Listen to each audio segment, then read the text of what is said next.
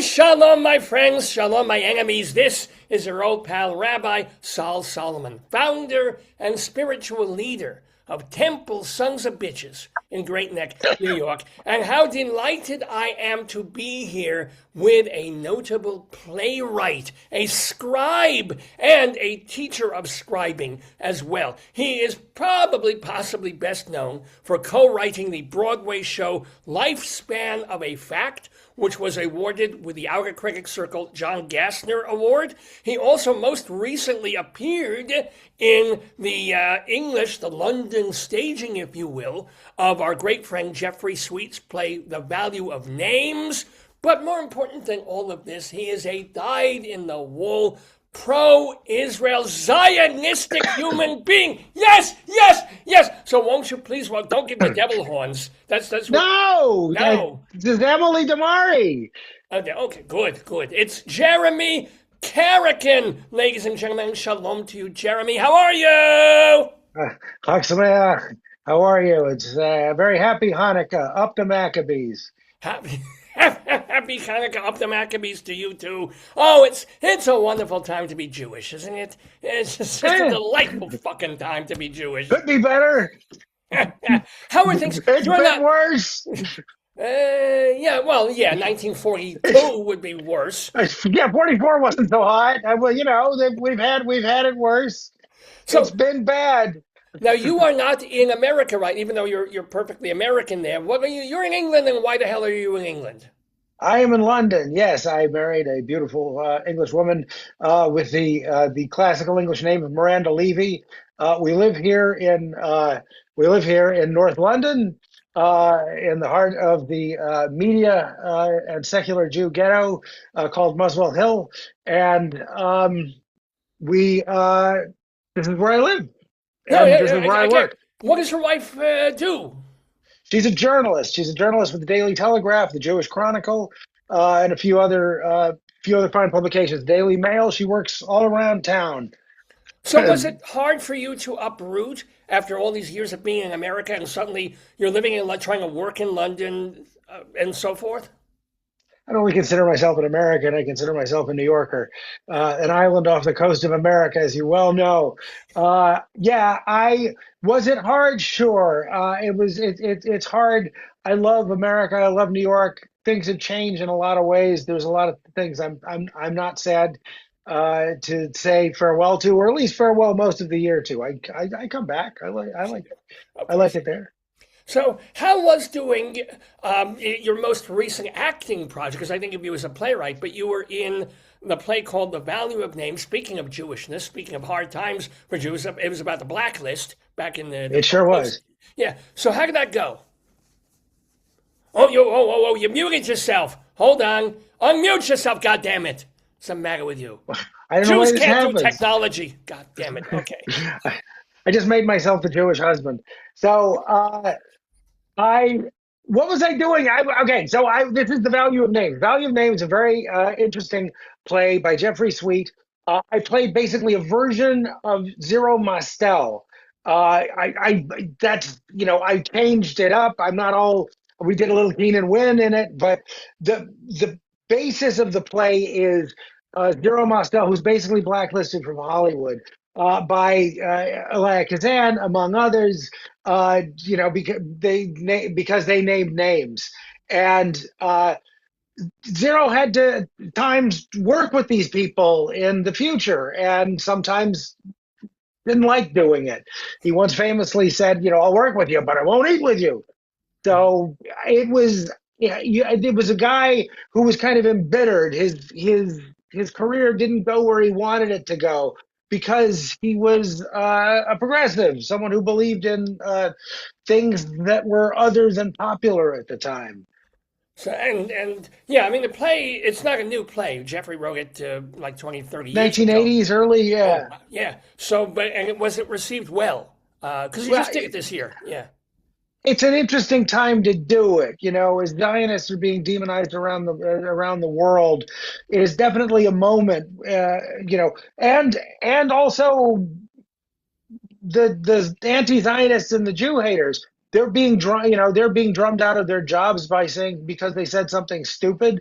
we have blacklists exist. It's a new time to kind of think about it. There's people I know I'd never work with or want to work with, or Yeah. you'd have to pay me a lot more to work with. Uh, That's so Jewish. I, It's like I would never, it's absolutely, like zero. It's like, it's but, it's always about money with us people. well, But whom would you never work with?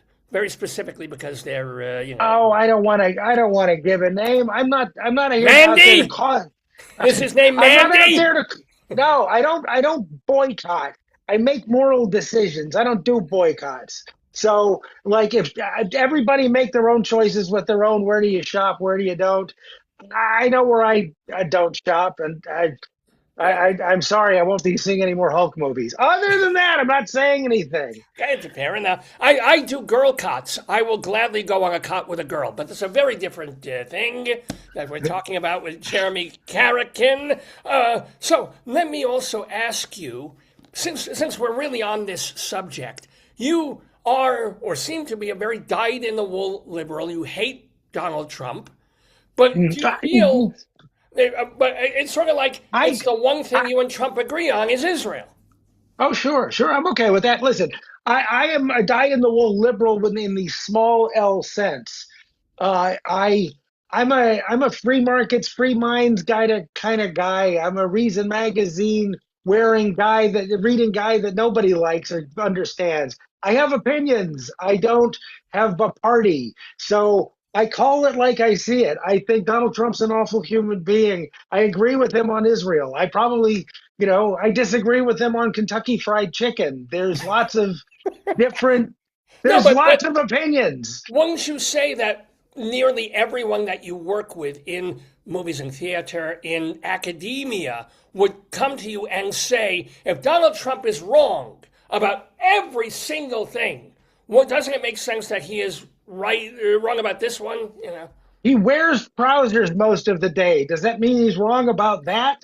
No, he's right. Keep doing that. It's a little more complex than just picking teams. Are you trying pro Trump, anti-Trump? I can't stand the guy. I've never voted for him. I voted against him. I've registered the Republican Party to vote against him. I've probably voted against him more than most people. Does that mean everything he does is wrong? No. Does it mean most things? Yes. Does it mean he's temperamentally and morally unsuited to the office of president? Yes. He was right on Israel. That's right. I like that can be explained. That always bothers me because if he's all the liberals are saying how can he obviously he's so wrong on everything. Maybe but I'm like no Israel he is. And by the way, speaking of trousers, I'm not wearing any at the moment, but don't really need to. Now, by the way, we mentioned that your most famous work. I mean, sorry to put it that way. What made it to Broadway? It was a play They called made it to Broadway. Yeah, Lifespan of It's a a Broadway Fact. hit. Yeah. Yeah. Collaboration. How did that come about? And were you shocked that after being a writer for all these years, suddenly it's like, oh my God, it wasn't just done off Broadway. It wasn't in a little theater Straight to in Broadway. Suddenly I'm Bolivia. a Yeah. yeah. Suddenly I'm new. Uh, so what was that called? So how did it come about? Yeah. David Morrell is one of my oldest and dearest friends. We've worked on projects together. We wrote a screenplay that won an award once that is never going to get produced. But we've been friends ever since college. He calls me one day and he says, "Jeremy, have you seen this book review in the New York Times?" And it was a book review of the book, The Lifespan of a Fact. And the reviewer was so furious that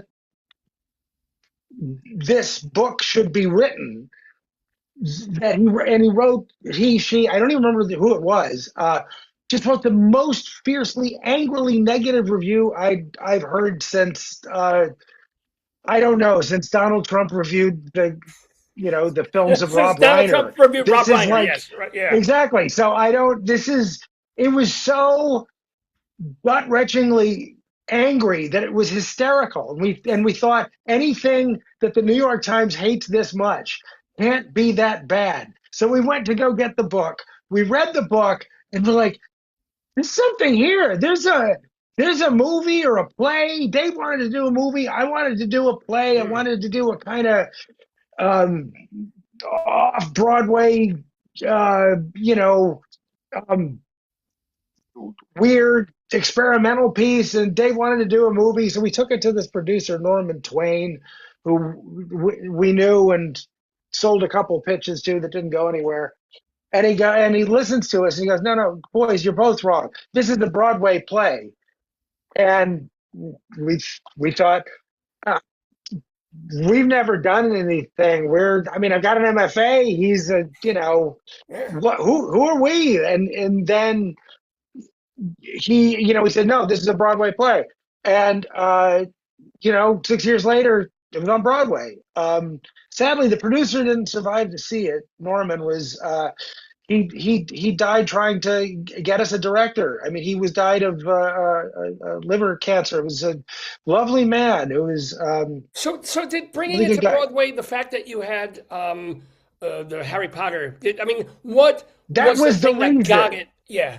That was it. It was on a pile of scripts in Dan's agents trying to. I'm blanking on his agent right now, but on his agent's desk, he said, "Let me look at a new play." They showed him a new play.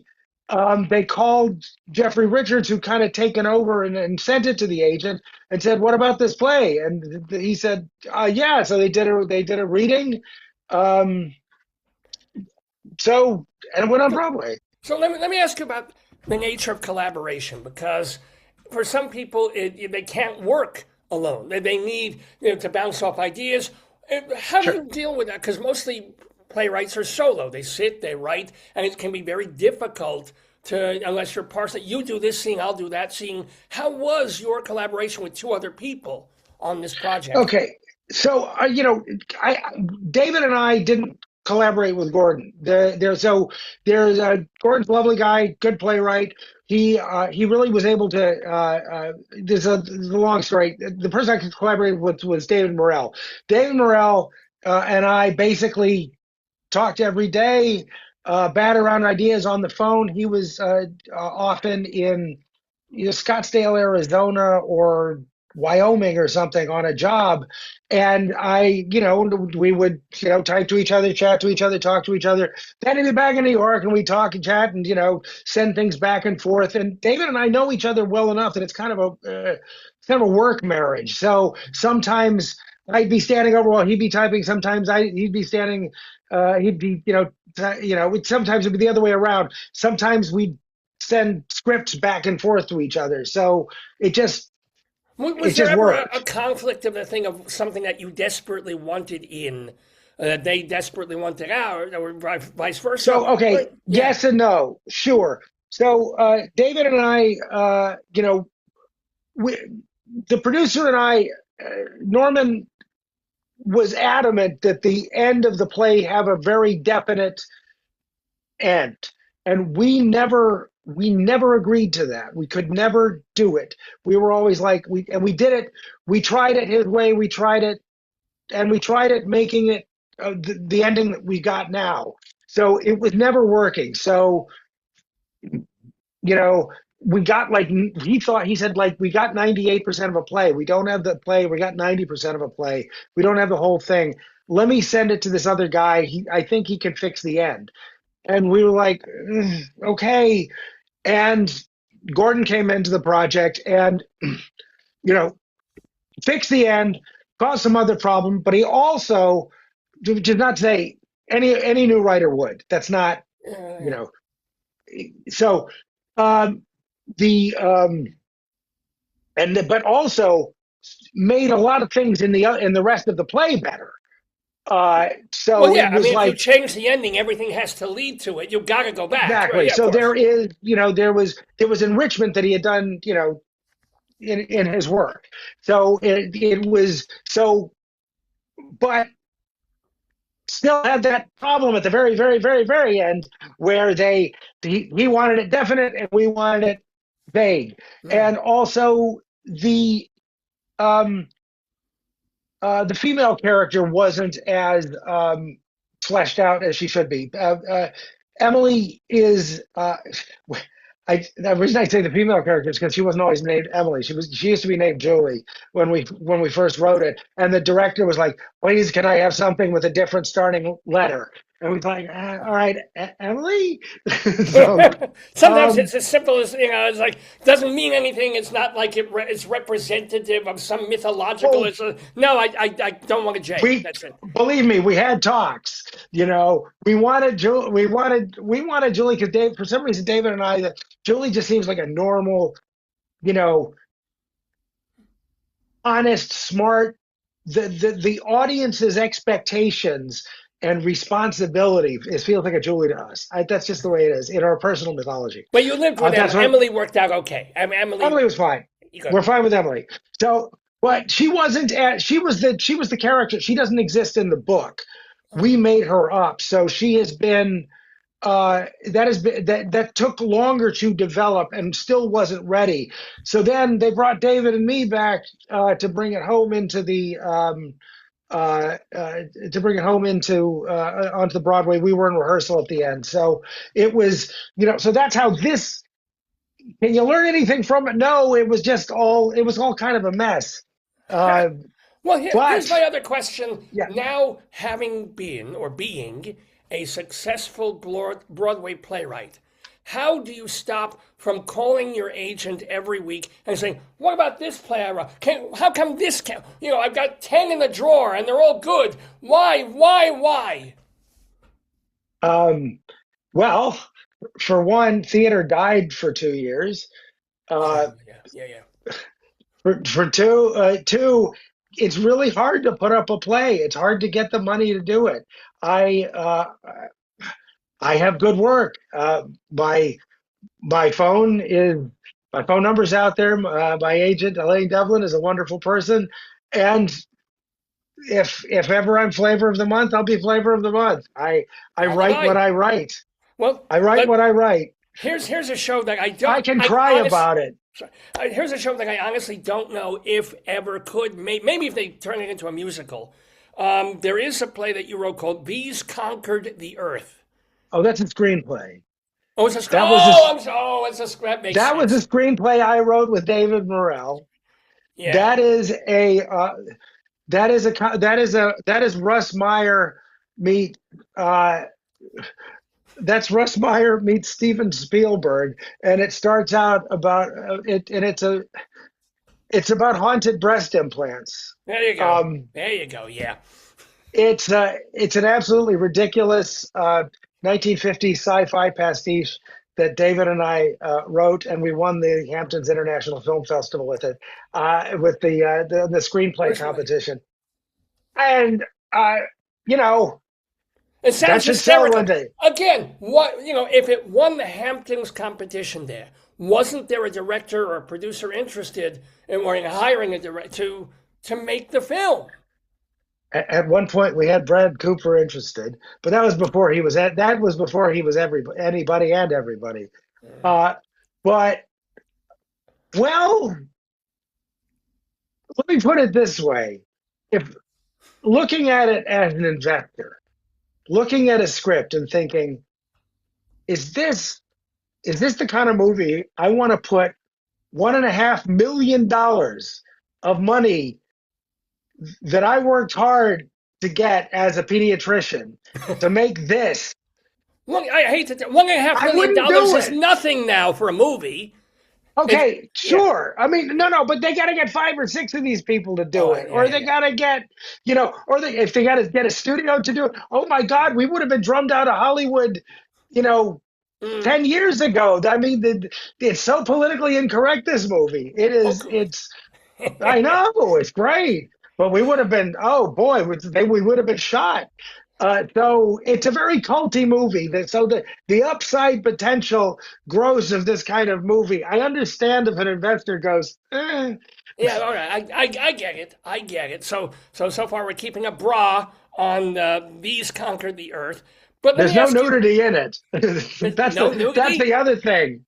There's no nudity in it. It just keeps you thinking it's about to happen. Never So happens. you'll have no producers and no audience. Yeah, you're right. I think Exactly. yeah. Well, Now I'm let me sorry to ask. the trench coat crowd.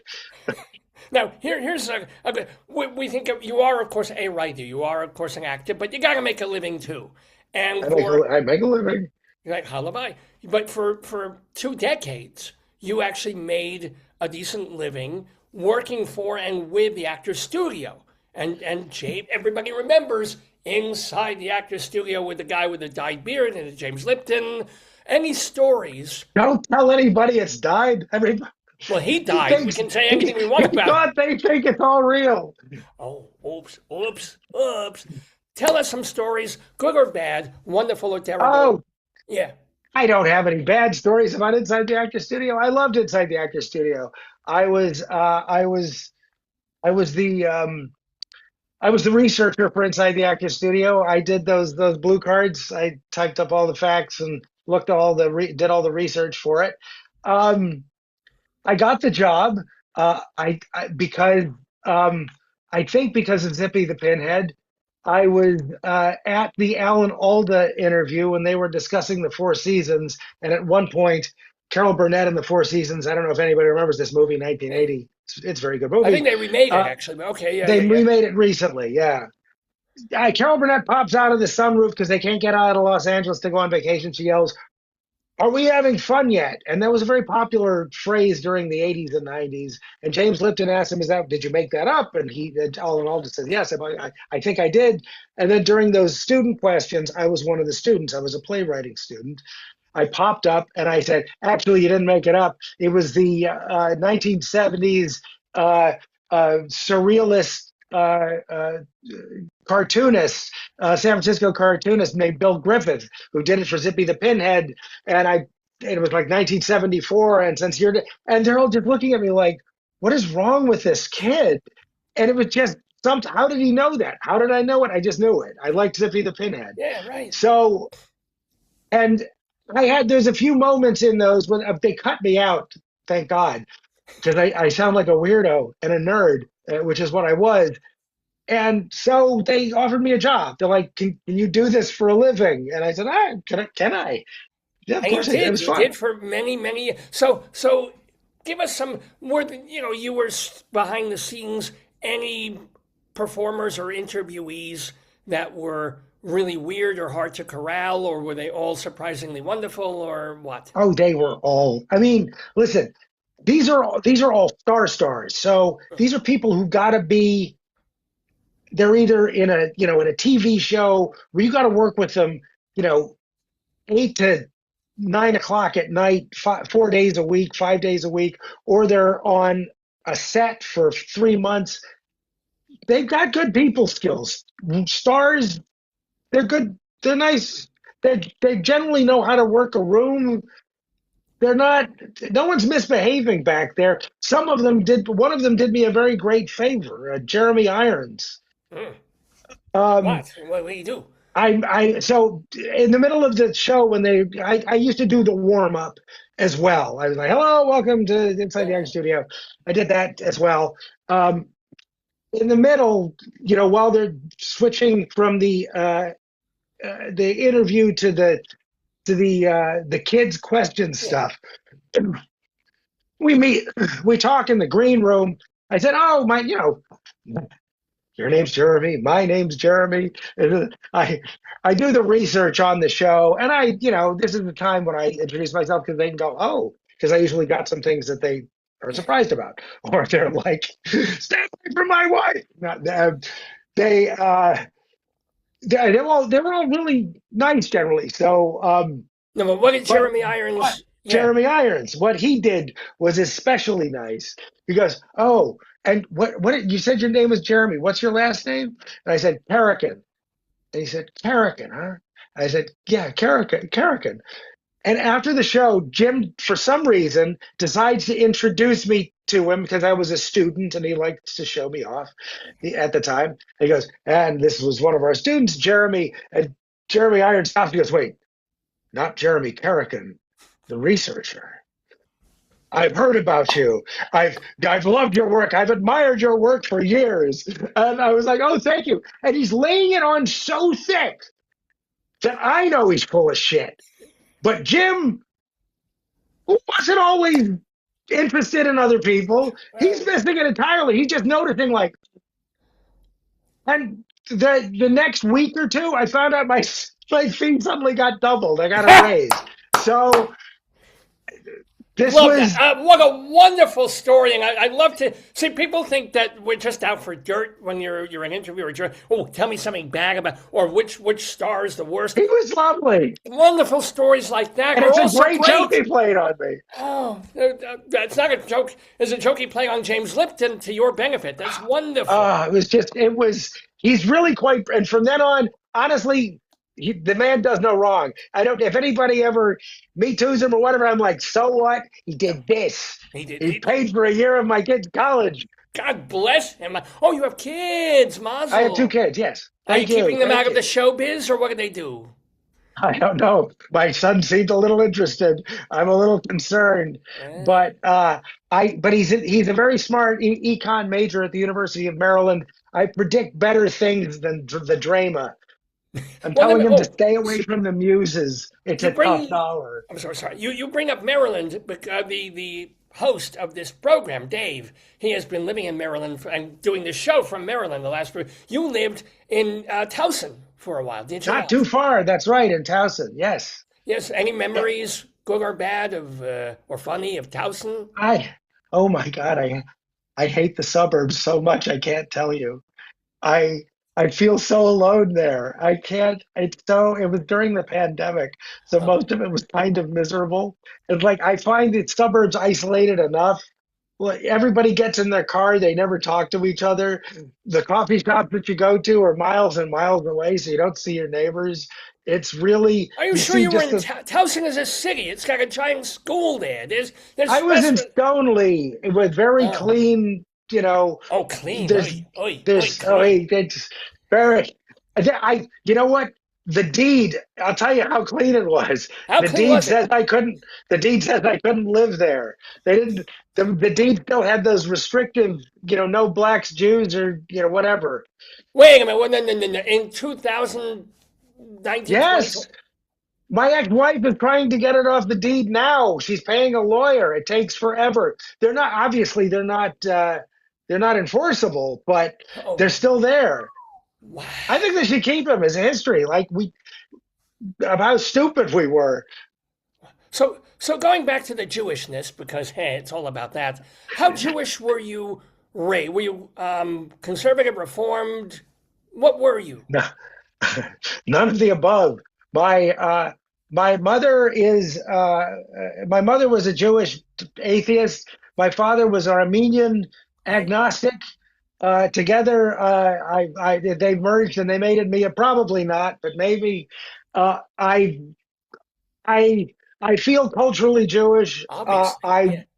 Yes. I Since then I've studied. Um, I around the age of 13, I said, "Why are all my friends getting bar mitzvah?" My mother goes, "No, we never. You didn't seem that interested." I was 4. Send me to Hebrew school. So we went to. Uh, we started going to synagogue. We started celebrating the high holy days, things like that. And then in my 30s, I got surprised with a bar mitzvah while I was visiting uh, Israel, and it was on Masada. And so that's been my that's been my Jewish life. So how old were you when you were circumcised? I'm just checking. Last week. I know. No wonder you're singing in an No opera. wonder I'm drinking. No, no, it was a doctor who did it when I'll tell you, my grandmother was like, there was an infection down there when I was a baby. And my grandmother was, I told you the Moyle should have done it. She's Oh, she didn't say it like that because my grandmother was from the deep South. She's very Jewish, but she's from Mississippi. oh my God. She's from Laurel, Mississippi. So she should let the clan do I, it. Just a to- guy with a yeah. I told you you should have let the Moyle do it if she would have done it. That's wow. Wow. It's like the last thing of Ballyhoo come to life. Let me also ask you, and we're talking, by the way, to Jeremy Kareken here. He's a playwright. He's also an actor who has been, we haven't really talked about the acting so much, but you have been directed by some pretty well-known names. like playwright David Auburn, Estelle Parsons, I guess part of the Oh, actors. Yeah. Jeremy, no, no, no, stop. What was that? Oh. All right. But No, she's great. I love her. She's brilliant. And man, if you could stand up to Estelle Parsons all 95 years and 4 feet of her, stand up to anything. She's the toughest. She is the end and the pride. What really makes me mad about her is she's right. She's always right. that's a beautiful. You can't necessarily know the moment, but you look back and say, God damn it. God damn it. God, Yeah. God, but she makes you feel this big, and she's right. What about, and also, by the way, our friend of the neighborhood, Edward Einhorn, you were in a show of his? Oh, Eddie. Yeah, I was in a show called the Shylock and the Shakespeareans. Ooh, I played Jacob, who was kind of like Shylock, who was wrongly. He was kind of a pawnbroker in Venice, and he was screwed out of his money and his, as we know the story. But he was basically stolen from it. He's just yeah, like, I just like the money. And they're like, what do you want, flesh? He's like, no, I said money. And it's all a big misunderstanding that's basically based on anti-Semitism, which is, It's my funny how it God, just keeps circling back in this conversation to the subject. have It's you, amazing we haven't really talked more about the Holocaust. So, yeah, sure. the Holocaust, how many relatives did you lose? Well, it's interesting. None from the Holocaust. Well, I got it on the other end with the Armenians. My great Oh, the my Turkish. great grandfather was shot in the back by the Turks. My grandfather was forced to flee at the age of 12, 11, uh, and he had to run by himself. So that's the Armenian side. The Jewish side, we were all here from Latvia, like the 1890s. So we were all comfortable and fat and happy shoe salesmen and furniture polish makers, and we got along well. It was like a Hart and Kaufman play, what it sounds like when part of the family was in Brooklyn. No, I The mean, one was I'm a so hat scared. maker. Yeah. No, I'm so scared of the Turks. I won't even go to the Turks and the Caicos. So there you go. Thank you very much. I just Thank go you to for that. Caicos. Yeah. I forget Turks. I go to Caicos Well, just I in go to case. Kike, but there you go. Oh Anywho, well. uh, Anywho, anywho, hey, what you are also a teacher. You teach screenwriting. I This teach playwriting. player. I thought you also taught because you were at New York Institute of I, Technology and I yes, NYU. Yeah. I taught television and screenwriting there. Yes, I do teach it. I'm less confident in it. I would rather have. I've had a hit play. Have I had a hit movie? No. So, Um, yeah. so I haven't cracked that yet. So, what is But the number one thing you try and tell your students who want to be playwrights? You know, what is your advice, either in terms of a lifestyle or in terms of what they put on paper? Well, I was going to say paper, but you know what I mean. here's my advice in one word: stop. Don't do it. Don't be an artist. Don't don't don't put yourself out there. Don't be the kind of person whose heart and soul depends on the thing that you do. And when someone says no, a part of you dies. Don't need money to do this. Uh, don't say, I'll do anything to do this to the wrong person who will then take advantage of you and do unspeakable things to you. So just don't. To the ones that still want to do it, I would say learn learn how to listen. Mm, Learn how to listen to yourself. Learn how to listen to other people. Learn how to listen to your critics. mm. Learn how to listen to people in the wild. And let And me ask yeah, you, that's do you have a favorite play or playwright besides your own, besides yourself? I, I'm living where he came from. Sure, it's William Shakespeare. I oh, mean, you'll never. I don't think we'll ever find anyone better. He changed the way the world speaks, thinks, and feels. Um, sure, he wrote a deeply anti-Semitic play.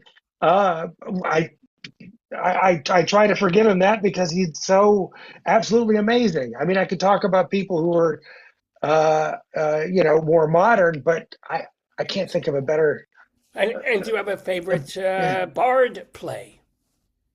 Do I have a favorite bard play? Yeah, it's Hamlet. It's boring. Yes. I think it's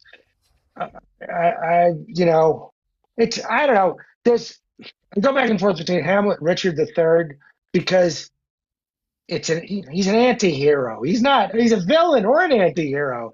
He's the lead and he's also like, and he's trying to get you on his side, like, Yeah. watch what I'm gonna do, and then I'm gonna do it. And then you're on this weird journey that's kind of experimental. It's different than anything else, but then Hamlet is kind of perfect. So Yeah, I mean, except I don't know about the ghost. Can we lose the ghost, Bill? yeah, I we don't like think, is this necessarily. realism? Is this magical realism? It's too much. See, if you were a playwriting teacher, you would probably tell young Shakespeare, it's like, if you bring the ghost in the You, first act, he's you got need to the reappear in ghost. Act 5. He's the one, Yeah. when Hamlet dies, the ghost comes back and says, son! And then you have a tear moment. Yeah. They're force ghosts, like at the end of all the Star Wars movies. He's like, can you bring him in as a force ghost? And Hamlet, I loved you all along. No. I've I got love- notes, Bill. So here's the question I know you don't want to answer, so I'm going to ask it anyway, because playwrights and writers hate this. Can you talk about what you're working on now? I guess not. Talk a little Wait, bit sorry, you're breaking up for a about moment. I can't. Hold it. We're losing your talk a feed. little bit. I don't know. Maybe you can't hear me. Well, you're It's frozen. about the NSA. Okay, we're back. Hello. So, what were you saying? It's about the NSA. They don't want me to talk. They don't want me to talk. It's about the NSA. I finally cracked the joke about that. Sorry about the internet glitch. Yeah, no, we're still in it. Um, I think we're okay. All right, oh, we're still in okay. it. Oh, I'm Yeah. sorry to hear. We're okay now. Okay, good. All right.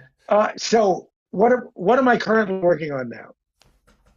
I'm working on a play about a tech billionaire and his private chef, and they're stuck during lockdown, and that's what the play is about. It's called Bong Terry Bong, and it's not Elon Musk. Maybe it's Elon Musk. It's not Elon Musk, but it's an interest. It was a fun thing to discover what what would I do if I had the most money in the world? What Could would you I fix be up my like? shul? I mean, it's not my shul. This is just, actually, this brings up a question though. When you write characters for a play or a screenplay, do you see actors in your head, even if you don't cast them? Do you sort of see to keep them in mind while you're writing because you're writing for that voice or that face or personality, or is this more amorphous? It's just a character in your head. Sometimes, not always. I would say 15% of the time, maybe I'd be more a successful playwright if I did. I just don't, I don't, I don't, I don't think in actors usually. Maybe it'll be in people that I've seen in the past. And plus, I kind of think I don't want to fall into mimicry. So I kind of want to create who those people are. So I'll take a little bit of this person, and a little bit of this person, put it in there, and then like I'll do a Frankenstein. Mm, I don't like to try to mimic another person. I I don't know why. It just never felt right to me. It's like, oh, sure. that's not part of the game. So someone that I could be like, I understand that person, but I'm not that person. That's fair. Because if ever I am that person will be very weak-willed, and the play won't go anywhere. It's got to be. I understand it, but I'm not. Well, we understand the delight of talking to Jeremy Kareken. Remember to follow him on Facebook. You can also go to his website, JeremyKareken.com. I gotta spell that. K A A R. single R E K E N spells Karraken. Do it again, one more time. Hey, A, single R-E, K-E-N spells Kareken. Oh, wonderful, wonderful. You're not a bad singer either. Come to me, a Thank playwright, you. playwriting teacher. Also, last question for you before I let you go. If there is, of all the plays that you have written, which is either your favorite or the most that you really want to see put up in a commercial, if not Broadway, but a commercial venue in London or New York or somewhere? Well, I'd love to see Lifespan done here in London. I think it was a quirk of the pandemic that it didn't end up here. Um, it it's something that this sceptered isle needs to see. Um, I love Bong Terry Bong. I'm crazy about it. I can't wait. I know it will get put up because it's I think it's too interesting and too important. So I think I will see that. And I got to play about King Ashurnasir Paul II from the Third Assyrian Empire that I would love to see on stage one day. It's filthy, but Now we're talking. Can you send it to me in a brown paper wrapper? you, you got it, Mister. Thank you, Jeremy Kareken. I wish you more Zionism, more writing, more success, more good times in London, more great life ahead. Thank you so You give much. me nachas. Lachas too. Shalom to you. Thank you, then.